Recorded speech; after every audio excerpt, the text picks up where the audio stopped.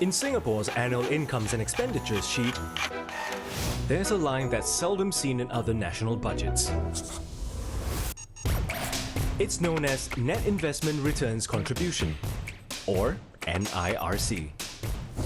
In 2022, the NIRC was 22.38 billion Singapore dollars, higher than revenue takings from personal income taxes and rivaling the total from corporate taxes.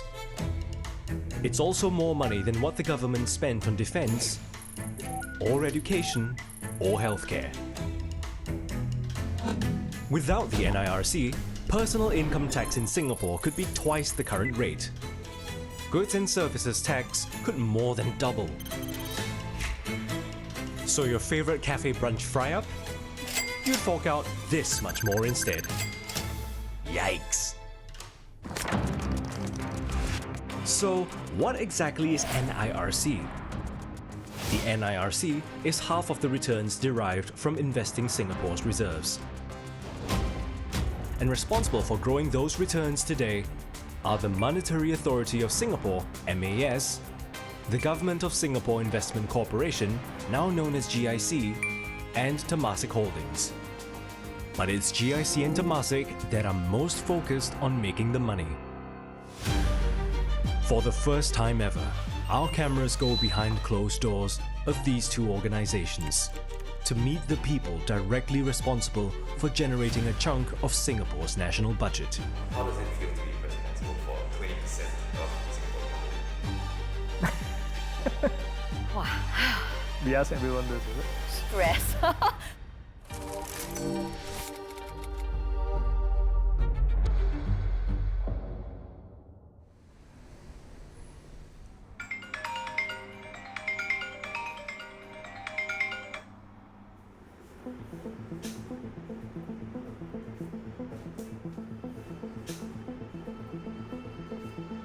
It's roughly about 5:30 in the morning. It's a very precious time for me. It's the time that the US markets have just closed. The one price that I look at basically every morning is the US 10-year yield. And then of course the behavior of the S&P, which is the kind of a US equity benchmark. The world is really changing very quickly. So this time is useful for me because I get to synthesize a lot of the information that's happened overnight, and that's the kind of information I bring with me that kind of helps me through the day. Dad, time to go. Okay. My daughter, when she was in P2, she was taught about total defense in school. One of the pillars of total defense was on economic defense, and within that, there was the role of reserves. And so she rushed home from school that day and asked me, Daddy, is this what you do? So I was proud enough to say, yes, that's my day-to-day job.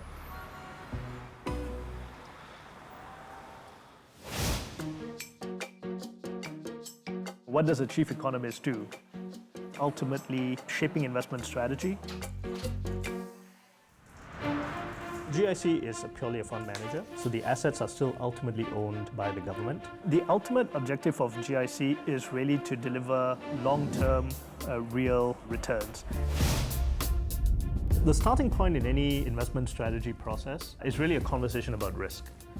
And this is where we really engage with our client, our Ministry of Finance, and they tell us effectively how much risk they are willing to take. And based on the government's risk preference, more than 60% of GIC's portfolio are in equities, which are basically shares in companies. The rest of the portfolio is made up of bonds and physical assets, like real estate and infrastructure. They usually come with lower risks. We effectively have two big regions where our capital is allocated. So one is North America, where we have roughly about 35% of the portfolio.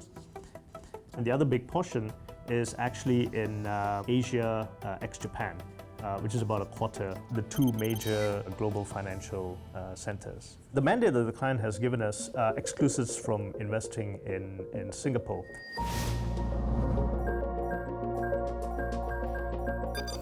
Such that In scenarios where the Singapore economy is not doing well, we can actually draw on the reserves which are invested outside of Singapore.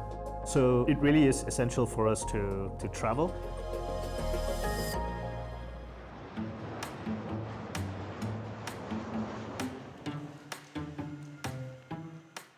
So I'm going to Manila to visit one of our investment in the region, ASEAN, and it's one of our more significant investments. It's very critical for us to see the asset in operation and to see the problems and flaws so that we can improve the operations. We'll see Edmund in action later when he lands in the Philippines. In the meantime, let's check in on a project that's taking off in the northern part of Singapore. You could say this is another feather in the cap of money-generating assets set to contribute to the growth of Singapore's reserves. The rejuvenation of the Mandai precinct is one of the largest and most extensive projects that I've worked on. We just recently opened our first attractions, the Bird Paradise. We took about 2-3 years, look at, for example, global attractions, what are the best practices. We then basically come out with our own small team. Did up a new attraction concept to revolutionize the traditional way of observing birds behind cages.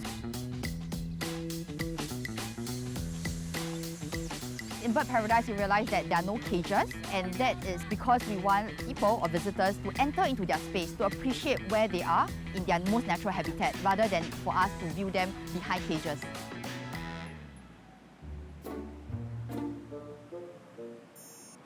I am headed to office. Wait a minute, you don't work at the Bird Paradise?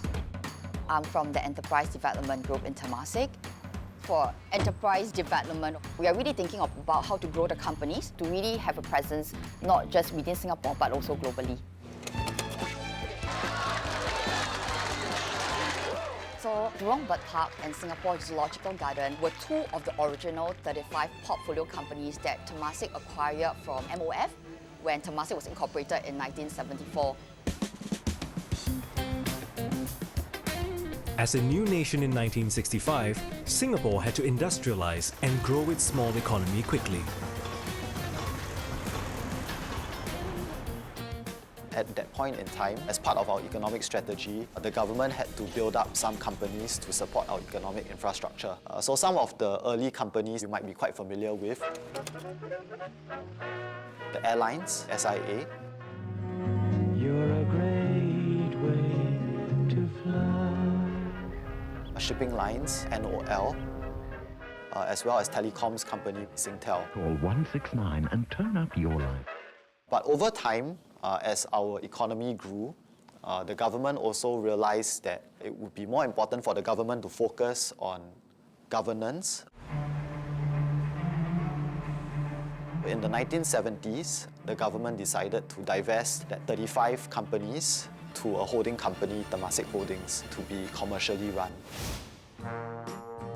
So what we have here was the share certificate that was issued to the Singapore government back in 1974. It's basically official proof that the Singapore government is the owner or shareholder of Temasek Holdings. And the sole shareholder at that. But wait a minute. If the Singapore government is the only shareholder, why are there two share certificates? This was a refreshed design of the share certificate that was issued in 1974. This refreshed design was done in 2017.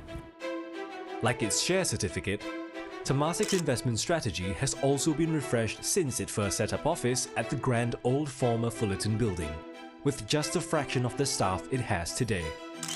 From the 70s up until the early 2000s, Temasek focused on growing the local companies under its watch. But in 2002, Temasek set out its intent to invest internationally, to capture a share of the global pie. It opened its first overseas offices in Mumbai and Beijing in 2004.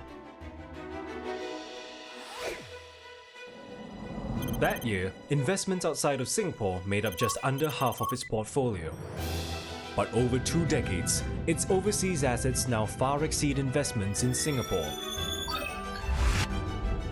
a strategy that's also grown its total portfolio over fourfold. Today, more than 70% of Temasek's investments are overseas. So that globally diversified portfolio is also an important part of Temasek's strategy to achieve growth because there are also many good investment opportunities outside of Singapore that they can tap on.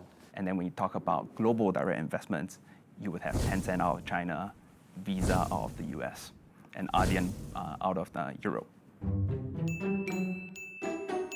But hang on. If Temasek invests overseas and so does GIC, just how different are they from each other?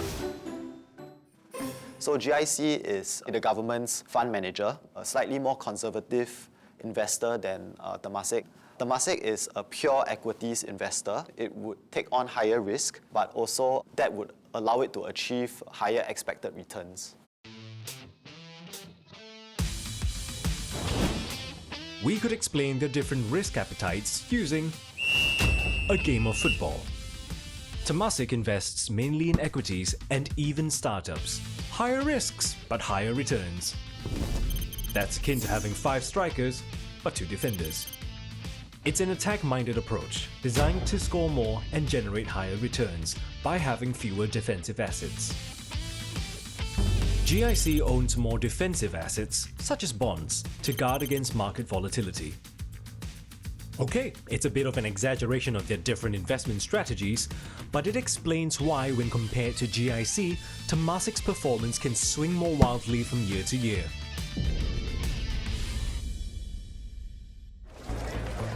In recent years, Temasek has also started investing in startups, early-stage deals that promise higher returns if the company takes off. Just like these.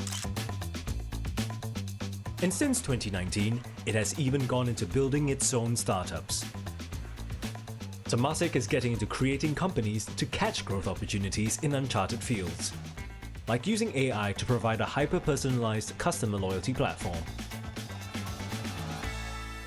Venture creation, as the name suggests, is creation of a business that is actually not available yet, not available in tradable shares on the market or even in the private markets. Come, let's earn points with you. It's so easy with you. I want nobody.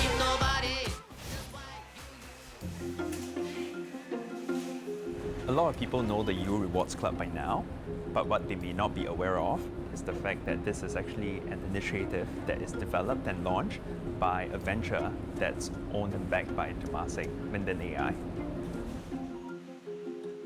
For every dollar that I'm thinking of deploying today, do I reasonably believe that there's a path to this dollar becoming $2 in 5 years' time? But precisely because Temasek has gone into riskier assets with high potential, Temasek's performance is often hotly debated by keyboard warriors. Okay. Comment number 1, Temasek lost millions of dollars on Failed investments. So I get questions about Temasek's investment performance even from my family and friends. And I think it's important to understand that every investment carries with it certain inherent risks. And we also have a dynamic components that are future-oriented. We do not look at, for example, focusing on one investment or 2 investments. We really look at portfolio as a whole. For us, I think it's very important to ensure that we are delivering sustainable returns over the long term. We are not affected by the short-term spike or the short-term trough that gets everybody too excited.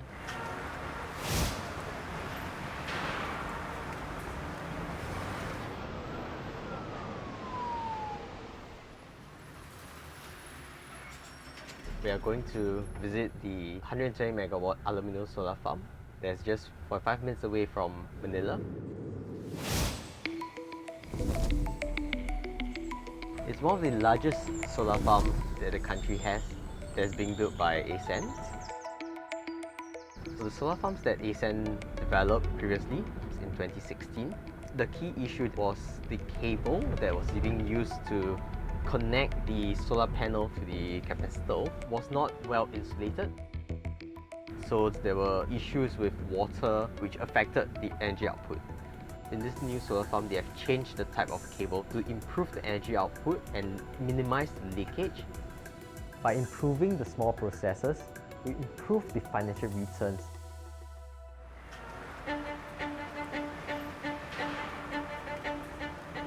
I think the main point for today's board meeting is really about to understand ASEN's growth strategy going forward. It's always helpful to have the opportunity to get key updates from the management. Well, Edmund, welcome. And there's been a lot of new developments while you were gone, where our vision is to reach 20 gigawatts of renewables by 2030. That represents 5x growth. I'm 31 this year. I've been doing this for around 2.5 years. Sometimes I struggle with explaining to people what I do. For instance, the trip to visit our portfolio, to interact with management, and a lot more work that goes on beneath and deliver the right investment returns for the nation.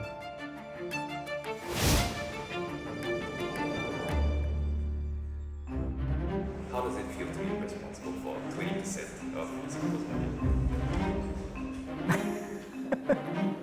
We ask everyone this. Stress. Because I want to do well. I grew up here, I studied here, so to me it's a very heavy responsibility. I've been in GIC now for about 11 years.